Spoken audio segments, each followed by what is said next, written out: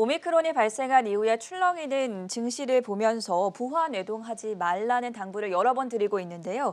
특히 우리 증시가 그 어느 국가 증시보다도 더 크게 흔들려서 주식 투자자분들 입장에서는 더욱 혼란스럽지 않을까 싶습니다.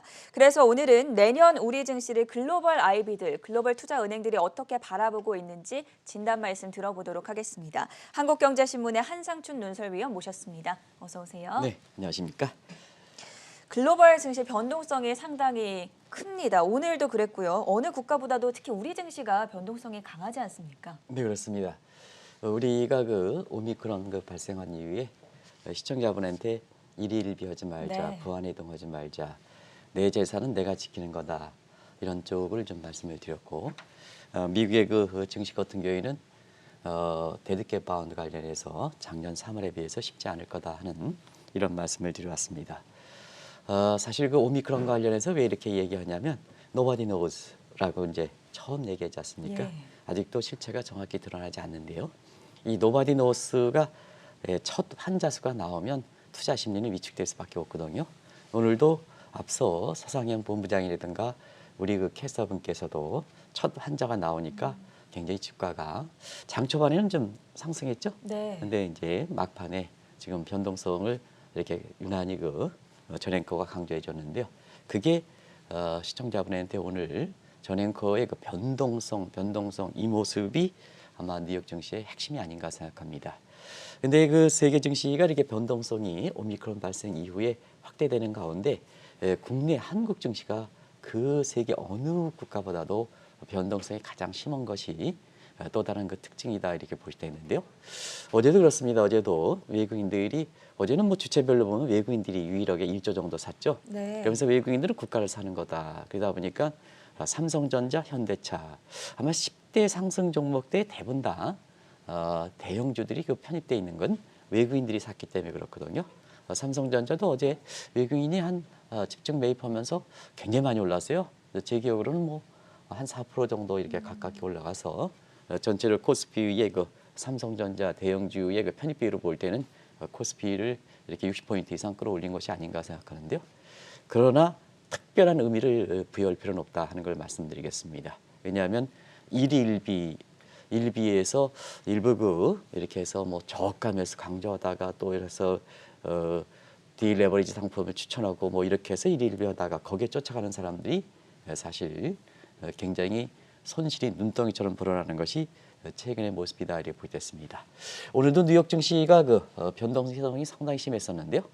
장마판에 주가가 떨어지다 보니까 유명한 와튼스쿨의 제러미 시겔의 이렇게 성장의 함정이라는 책, 그로스트랩이라는 책이 다시 월가에서 화두가 되고 있습니다. 네. 그 내용을 좀 잠시 볼게요. 다들 아시겠습니다는 성장의 함정은 그때그때 인기주, 테마주 영합하지 말라는 얘기입니다.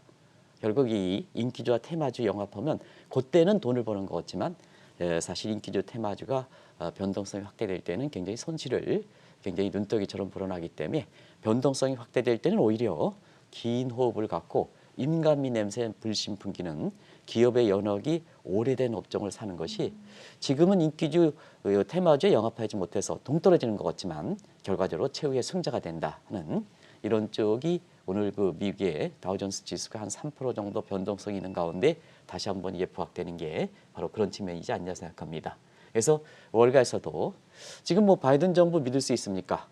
그런 각도에서 내 재산은 내 스스로 지키자 하는 목소리 이게 개인 투자가들 중심에서 다시 나왔거든요. 한국경제TV 방송을 통해서 오미크론이 처음 나왔을 때 이 얘기를 좀 말씀드렸는데요. 미국 내에서도 이런 얘기들이 다시 나오고 있다 이렇게 보겠습니다. 어제 12월 첫날을 맞아서 이달에 예정된 빅 이슈들을 하나하나 살펴봤지만 앞으로 좀 증시 향방을 예측해 볼 수 있는 새로운 논쟁이 나오지 않았습니까? 네, 오미크론 첫 환자가 나왔으니까 사실 이거와 관련해서 지금 공화당 간의 갈등을 좀 이렇게 빚고 있죠. 그래서 그 내용을 한번 보겠습니다. 바이든 관련돼 있으신 경제 강요들 여기에 파월과 포함해서 영향력이 미미하다. 그러다 보니까 위드 코로나 체제 내지는 이 위드 오미크론 얘기가 이렇게 나오는 거죠. 셧다운은 없다. 그리고 파월도 이렇게 오미크론의 영향력이 상당히 미미하니까 테이퍼링을 빨리 간다. 왜냐? 바이든 대통령이 인플레 파이터로 역할하고 연입에 대해서 화답하는 것도 오늘도 다시 확인됐습니다는 조속한 테이퍼링, 금리와 연계 이런 쪽으로 이제 나오는 거죠. 근데 이제 보수당 공화당 의원들 중심으로 해서는 오미크론이 자 영향력은 어떨지 모르지만 전염성이 강하다. 전염성이 강하다. 전염성이 강하니까 셧다운 시켜야죠. 미 국민들의 보건 안정을 위해서. 그래서 영향력이 미미하다면 이렇게 셧다운이 안 해도 되겠습니다는 영역 전파력이 강하면 셧다운 시켜야죠. 이게 이제 사실 오미크론과 관련돼서 시청자분이 이렇게 영향력만 미미하다 이것만 강조할 필요는 없다. 왜냐하면 전파력이 강하기 때문에 그런 상태에서 이 논쟁이 지금 일고 있다. 어느 쪽으로 방향이 결정할 것이냐 하는 측면에서는 오늘 첫 환자가 나오니까 가장 당황스러웠던 사람이 바이든 대통령이랍니다. 네. 왜냐하면 이 부분에 대해서 너무 앞서갔지 않습니까? 앞서갔죠. 오미크론은 경미하다. 근데 첫 환자가 나오니까 증시적인 측면에서는 어느 쪽을 오늘 굉장히 큰 폭으로 부담했지 않습니까? 이렇게 그럼에 따라서 너무 앞서서 얘기했던 사람들이 굉장히 당혹스러운 환경이 되는 것이 오늘 모습이다 이렇게 보겠습니다. 그런 가운데 또 하나 이슈한 문제는 자 재봉사가 되면 스태그플레이션, 인플레가 더 강해진다는 얘기겠죠. 공급망 부족이기 때문에 그런 측면에서 인플레 얘기를 한번 보겠습니다. 어제 국제금융협회 퍼펙트 글로벌 인플레 스톰이라는 얘기를 했습니다. 제목에서 이렇게 달아가지고 나가니까 너무 이렇게 부정적으로 되지 않느냐 하는 이런 시각으로 이렇게 항의하시는 분도 있습니다는 제가 얘기한 게 아니고 국제금융협회에서 그대로 이게 민감 문제니까 그대로 따서 말씀드린 겁니다. 오늘 재차 확인됐죠? 아까 우리 캐스터분께서 이렇게 작은 이슈로 다뤄졌습니다는 OECD가 인플레는 높고 그 다음에 더 오래된다. higher and longer라는 표현을 썼거든요. 네. 그런 측면에서 아마 시청자분이 그동안 인플레 일시적 이런 견해에서 지금 분위기가 확 바뀌고 있다 이렇게 보시면 되겠습니다. 궁금한 분야니까 우리가 오페크 정상회담에도 어제 서기장간 회담도 어제 이제 말씀드렸습니다는 원유 전쟁 얘기하는 과정에서 유가 전망이 연일 쏟아져 나가고 있죠. 그런 측면에서 어제 JP 모건이 국제유가가 150달러 간다 이렇게 얘기했습니다. 오늘 제프리스도 국제유가가 150달러 간다 이런 주장이 나왔습니다. 이게 지금의 모습이다. 그런 것이 오늘 데디켓 파운드의 작년 3월보다 어렵게 주가가 계속해서 떨어지는 배경이다 이렇게 보겠습니다. 그리고 이제 어제 파월 의장의 그 발언 이후에 테이퍼링을 좀 앞당기다 하다 보니까 어제 우리도 전망해 드렸습니다는 매월 150달러 8개월에 걸쳐서 하는 것을 요걸 좀 배를 증대시켜서 300억 달러 4개월로 단축시키지 않겠느냐 하는데요. 오늘 골드만삭스가 예상이 나왔습니다. 바로 매월 300억 달러씩 줄인다. 그럼 4개월에 그친다. 지금 1200억 달러씩 이렇게 되니까 그런 측면에서 아마 시청자분이 한국경제TV에 여기서 진단하는 내용들을 좀 곰곰이 새겨서 한번 투자에 임하실 것을 강조해 드리겠습니다. 아무래도 변수가 많은 만큼 좀 긴 호흡을 갖고 이 오미크론 장세를 지켜볼 필요가 있을 것 같고요. 어제는 외국인들이 많이 사서 다행이었지만 내년 한국 증시를 바라보는 글로벌 IB 쪽에서는 좀 부정적인 의견이 많지 않습니까? 네, 어제 국내 주가가 이렇게 60포인트 정도 올라가서 코스피가 네. 상당히 또 분위기가 들뜬 분위기가 됐던 것 같아요. 그러면서 하루만 기다리면 이게 대형 돈을 벌 수 있지 않느냐는 쪽에 유튜브 방송들이 있었습니다는 이렇게 일희일비하는 각도에서 좀 더 긴 호흡을 갖고 네. 어제 국내 증시를 살린 게 외국인들 아니겠습니까? 그래서 이 외국인들의 주체가 되는 글로벌 인베스트 뱅크들의 내년도의 한국 증시의 모습을 한번 이렇게 오늘 아침에 변동성이 강할 때 이렇게 보여드리는 것이 좋지 않냐 하는 생각이 듭니다. 어제 외국인들이 유일하게 이렇게 지켰죠. 기관 투자가 개인들은 다 파는데 네. 외국인들이 이렇게 쭉 해서 선물이라든가 현물이 다 이렇게 지키는 과정에서 대형주를 중심으로 사다 보니까 어려운 가운데 외국인이 이거 구출했다. 그리고 삼성전자가 구출했다. 현대차가 구출했다. 하는 얘기가 나오는 것이 아닌가 생각합니다. 그래서 지금 상태에서는 일희일비 할 필요는 보다는 내년도의 증시를 그것도 글로벌 인베스트 뱅크들이 한번 보는 시각을 좀 보겠습니다. 자막을 통해서 한번 보겠습니다. 내년엔 어떻게 될 것이냐 하는 측면에서는 우리 한국경제TV의 밑에 자막에서 어제부터 나가고 있습니다는 그 내용을 고스란히 받아드리겠습니다. 네. 골드만삭스가 종전에 3,700에서 3,350입니다. 요 수치는 소위 목표에 해당된다 이렇게 됐습니다. 그래서 350포인트 하향했죠.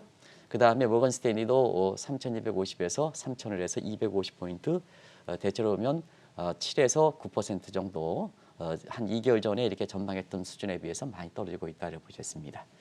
이렇게 하락 장세에서는 하락 하단선이 어디에 받칠 것이냐 하는 지지선 얘기가 많이 나오는데요. 지지선도 대체로 2,700 밑으로 보는 시각이 있습니다는 평균적으로 보면 2,700 내선으로 보고 있다 이렇게 보겠습니다.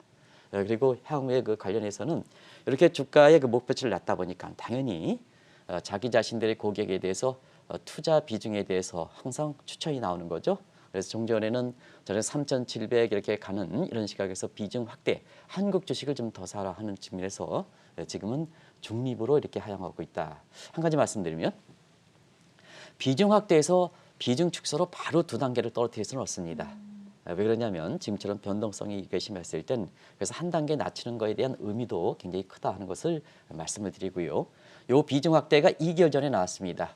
근데 중립이라 하는 석이 2개월 후에 나왔습니다. 이 또한 한국의 증시라든가 경제 상황에 대해서 상당히 시각이 급변하고 있다는 것을 보여주는 대목이 아닌가 생각합니다. 그러면 이제 국내 증권사를 한번 비교해 보겠습니다. 네. 국내 증권사의 섣불리 이렇게 변동성이 있을 때는 내년도에 전망치를 이렇게 내놓는 것이 오히려 투자자 입장에서 이렇게 바람직스럽지 않다 해서 내년 전망치를 내놓지 않는 기간이 있습니다. 그것이 오히려 더 바람직스러울지 않느냐 생각합니다. 성급하게 내오다 보니까 어떤 현상이 발생하느냐 이런 현상이 발생한다. 국내 이렇게 증권사들의 내년의 전망은 일부 기간이 3,700까지 보는 시각이 있고 경우에 따라서는 4점까지 보는 기간도 있습니다. 그래서 상고 하죠, 또 상저하고 이렇게 해서 전형적인 관행들이 나오고 있는데요. 저는 그것을 총괄적으로 한번 골드만삭스라든가 모건스탠리가 글로벌 인베스트뱅크를 보면 대체로 보면 외국의 투자 기관의 목표치 대비해서 한국의 그렇게 증권사들의 그 예측은 300포인트 높다. 그러면 다시 한번 이걸 말씀드리면 국내 그 내년도에 코스피의 그 전망치, 요건 이제 중간값이 되겠습니다. 중간값에 대비해서 글로벌 인베스트뱅크들의 목표치는 300포인트 낮다 하는 것을 말씀을 드리겠습니다.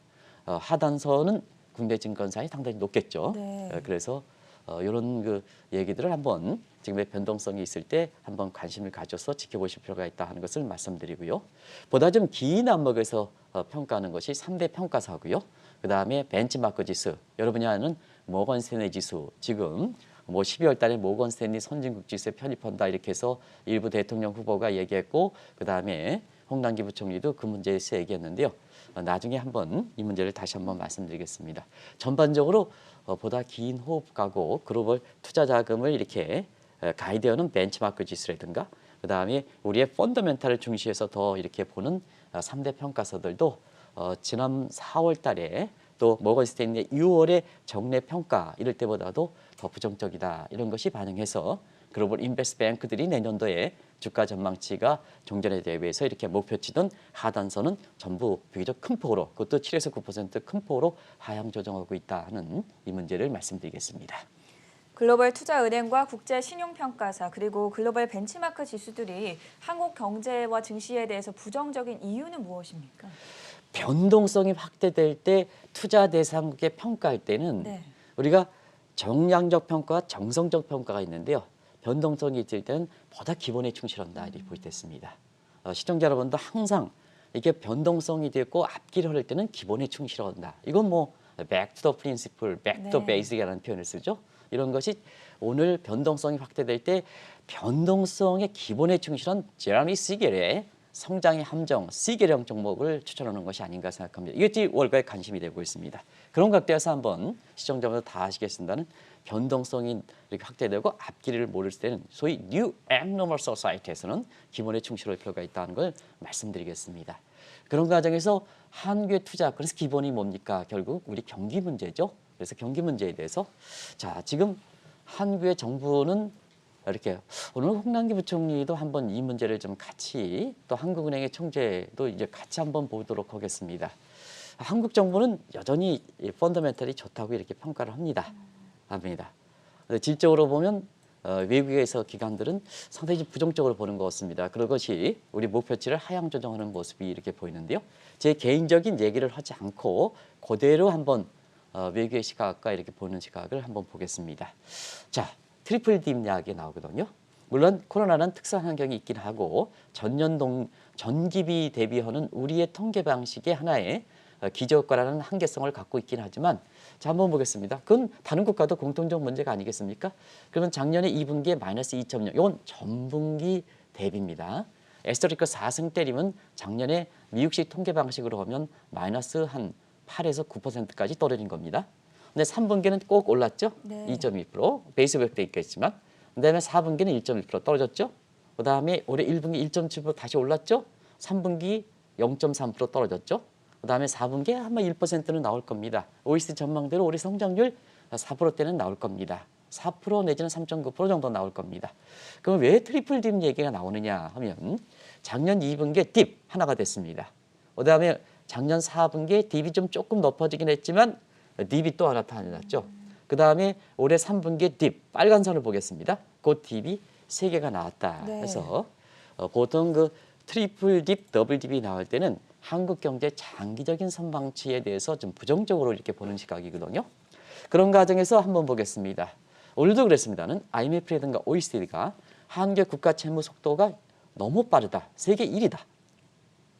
근데 잠재 성장률 꼴찌다.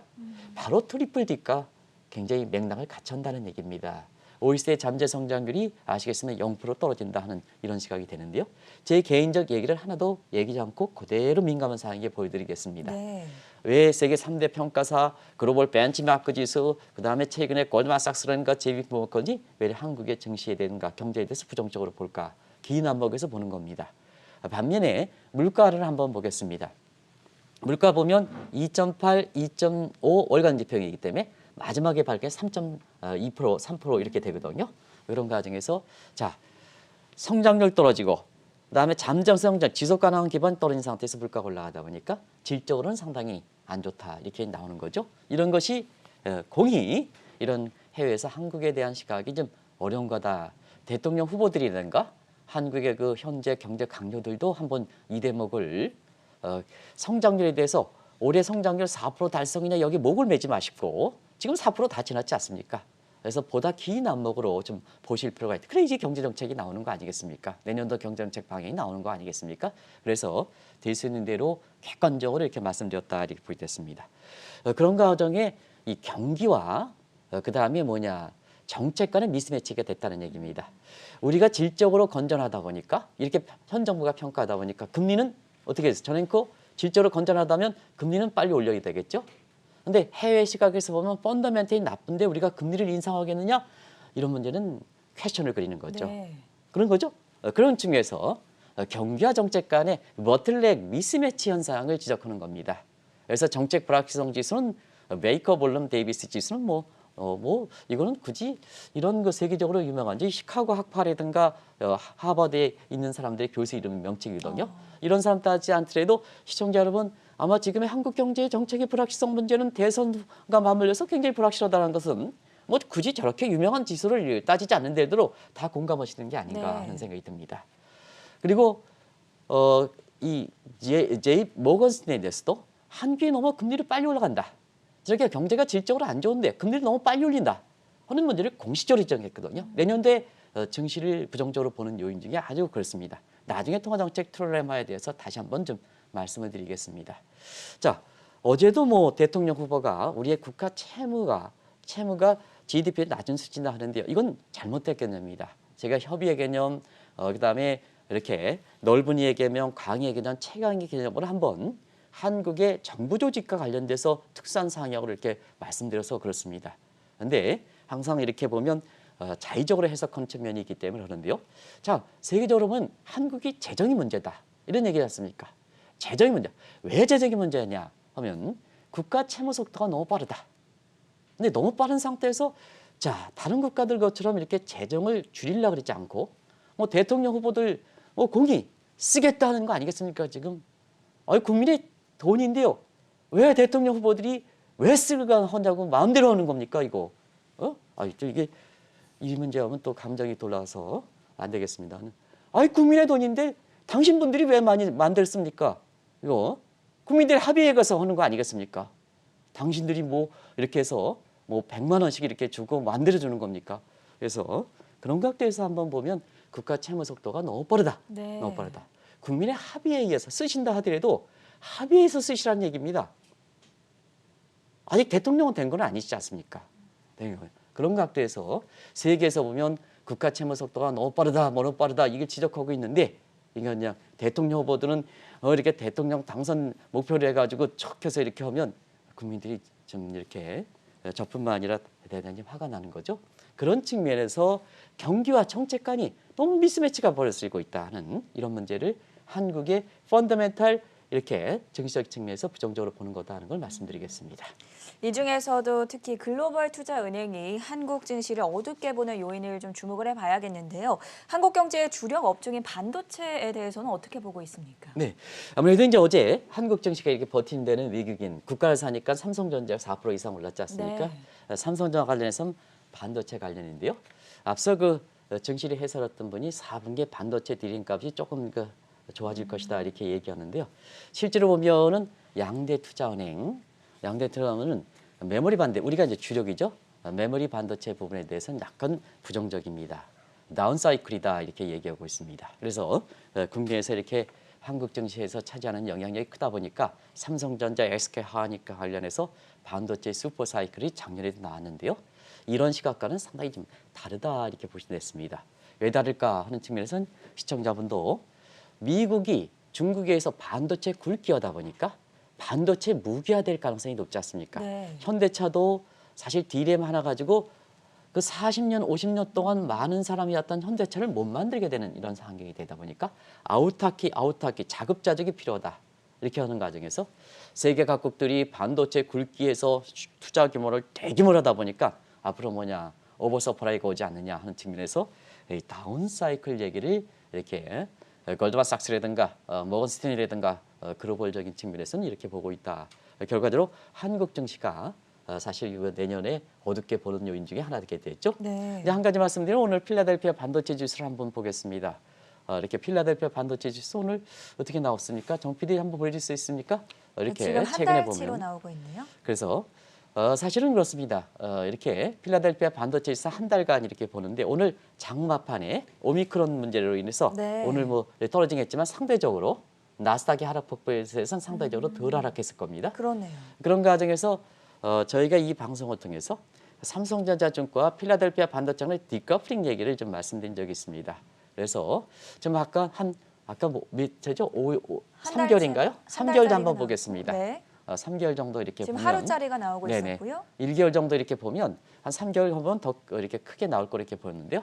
필라델피아 반도체 ETF에 대해서 이 방송을 통해서는 좀 말씀드린 적이 예. 있습니다.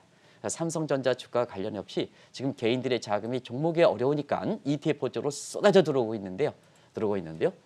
사실 중국의 전기차 ETF, 글로벌 테마 ETF, 그다음에 반도체 ETF, 그다음에 최근에 메타버스 ETF 이런 쪽의 ETF에서 어떤 분들 같은 경우 이걸 줄기차게 얘기하다 보니까 개인적으로 소송 문제를 들어서 어디 입장을 대변하지 않느냐 하는데 실제로 보면 지금 모든 투자가들이 ETF 쪽으로 몰려가고 있지 않습니까? 그런 측면에서 앞서서 올해 들어서도 이런 글로벌 테마 ETF 이런 것 쪽을 추천했는 시각은 수익률적인 측면에서 압도적으로 높습니다.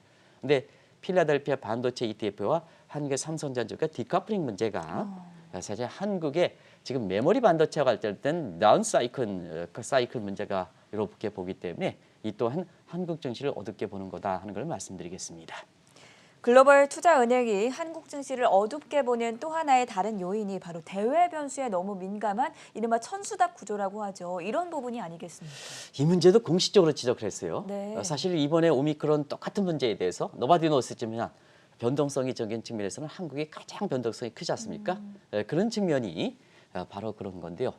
자, 우리는 대외 환경에 이렇게 상당히 민감한, 특히 현 정부 들어서 대외 환경에 민감한 구조로 가는데요. 이건 뭐냐? 누누이 말씀드렸다시피 현 정부, 문재인 정부, 이거 공식적으로 지정하겠습니다.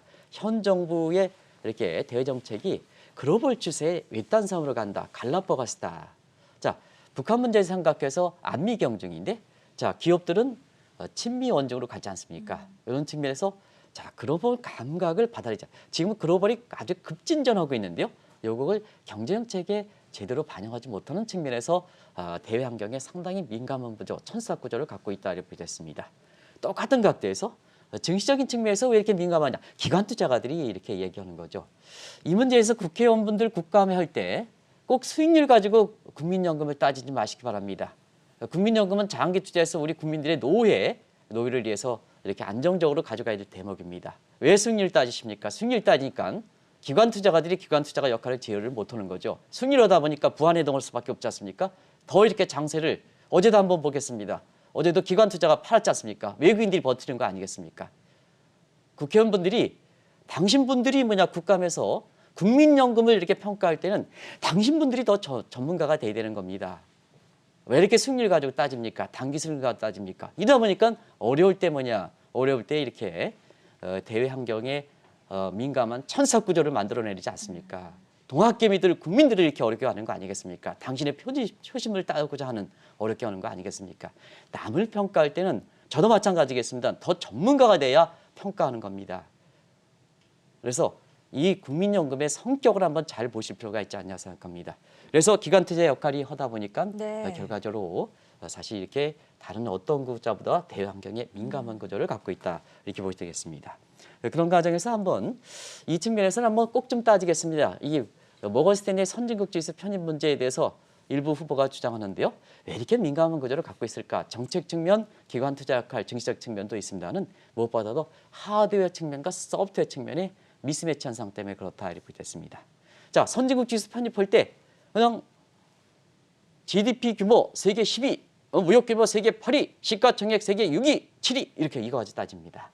근데요, 지금 우리나라의 소프트웨어는 하드웨어는 세계 10위권의 경제 대국이 됐지만 소프트웨어 측면에서는 사실 보겠습니다. 저도 이게 보면 홍콩 사우스포닝 모닝 포스트 기자랑 같이 얘기하면서 이런 얘기했습니다.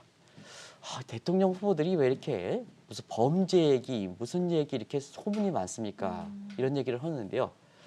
그러다 보니까 저도 이제 국민이 한 사람은 창피하더라고요. 그게 전부 소프트웨어 측면이거든요. 네. 한나라의 국가의 국민을 이렇게 지도를 한다 하는 측면이 가장 중요한 게 정직성, 청렴성이지 않습니까? 양 후보 마찬가지로 그런 문제가 한국의 대통령 후보에 지금 100일도 안 남은 상태에서 그런 게 공약을 하고 국민들을 어떻게 이끌어간다 하는 것보다도 연일 터져나오지 않습니까? 예, 그런 게 터져나오지 않습니까? 네. 이게 해외에서 보면은 한국에 저런 대통령 후보들이 이렇게 나오는데 투자하겠냐? 안 투자하는 거죠. 그래서 이 문제도 정치면 얘기 때 여기서 줄이겠습니다. 그래서 소프트웨어가 문제다. 소프트웨어가 문제니까 일일비하는 문제가 된다. 그게 정점을 일단 더 올리고 저점을 더 떨어지는 프로사이클리컬러티 경기 수능성 문제가 더진다. 그게 변동성으로 나타나는 거다. 우리 정앵커가 말씀드렸다시피 변동성으로 나타나는 거다. 네. 변동성이 확대될 때는 어떠냐? 해외 신흥국들 투자할 때 사실 장기적인 그 펀더멘탈 보고 투자하는 입장에서 이렇게 보면은 한국의 증시에 이렇게 투자하는 게 내년도 이렇게 보면 이렇게 매력적이지 않죠? 네. 그런 측면이 나오는 겁니다. 천수답 구조 지적과 함께 또 한국 경제의 조로화 문제를 지적한다는 점도 상당히 뼈아픈 대목이죠. 네, 우리 경제 보면 우리 경제는 다른 국가에 비해서 증시의 화랑 구조가 쇠퇴기로 빨리 옵니다. 네. 그럼 우리가 사이클에서 보면 회복기, 성장기, 쇠퇴기 이렇게 되는 거예요. 침체기 이렇게 되는 거죠. 이게 빨리 온다는 얘기입니다. 그러면 이제 정점 더 올라가고 저점 더 떨어지는 스물성과 함께 경기 사이클이 단계화된다는 얘기죠. 단계화. 그러면 우리 그 동학개미들이 그만큼 종목 투자하기가 좀 어려운 문제죠. 자, 우리 경제 보면 쭉 뻗어나가 있죠. 우리가 1인당 GDP가 3만 달러 됐다 하더라도 다른 국가들 이렇게 보면 아직도 우리가 선진국에 문턱에 있는 거 아니겠습니까? 이러면 젊기 때문에 쭉 뻗어나가야 되는데요. 자, 이렇게 반드시 그런 건 아닙니다는 환경에 이렇게 민감하고 그다음에 나이에 비해서 이렇게 쇠퇴기가 빨리 온다면 조로화 문제, 아침에 네. 이상한 요구를 해서 조기 노화 문제가 발생하는 거죠. 조기 문제가 발생하는데 왜 이럴까 하는 측면에서는 시청자 여러분 다 아시겠죠? 중장기로 투자해야 되는데요. 기업들 설비 투자합니까? 설비 투자 안 하지 않습니까? 맨날 기업 두들겨 패니까 설비 투자하지 않죠. 신진대사 부족하죠. 노조가 강하죠. 노동자 우대 정책을 취하죠. 하는 집입니까? 한국의 잠재 성장이 최하위로 떨어지는 문제다. 그러다 보니까 완충 능력에는 우리 지지 기반에 해당되는 성장 기반이 이렇게 0%까지 떨어지다 보니까 이 대외 환경에 일일비하는 모습이 나타나는 거죠. 한번 이 문제가 오늘 홍남기 부총리 그다음에 이주열 총재님께서 꼭 좀 보시라 하는 대목은 바로 이런 쪽을 해외에서 본다 하는 것을 꼭 좀 한번 우리 경제정책에 반영해 주십사 하는 것을 이렇게 국민의 한 사람으로 아주 애절한 마음에서 말씀을 드리는 겁니다. 이 시간을 통해서도 지적을 해드렸지만 세계적인 투자은행들 사이에서 한국은행이 금리를 너무 빨리 올렸다. 여기에 대해서도 우려를 하고 있지 않습니까? 이 문제도 이렇게 골드만삭스라든가 네. 모건 스탠리에서 이 문제를 지적하는 것 같아요. 앞서 말씀같이 펀더멘탈이 괜찮다면은 금리 인상을 가져갈 수 있는데 펀더멘탈이 안 좋다 보니까 금리는 신중해야죠. 네. 그래서 우리도 이 방송을 통해서 왜 8월까? 그다음에 11월에 왜 금리를 올리느냐? 우리 국민들이 이렇게 어려운데. 자, 우리 국민들 지금 거리는 나가고 있죠. 지금에서. 또 이번에 금리를 이렇게 또 올리니까 또 대출 금리가 또 올라간다는 거 아니겠습니까? 올라가는 거예요. 여기에 오미크론이라든가 이런 거 쭉 해서 다시 한번 발생했습니다. 한국은행 금통위원분들 엊그제 금리를 올렸습니다. 오미크론에서 만약에 셧다운 되면 어떻게 하겠습니까? 내리시겠습니까? 그래서 이전에 그런 말씀을 드렸습니다.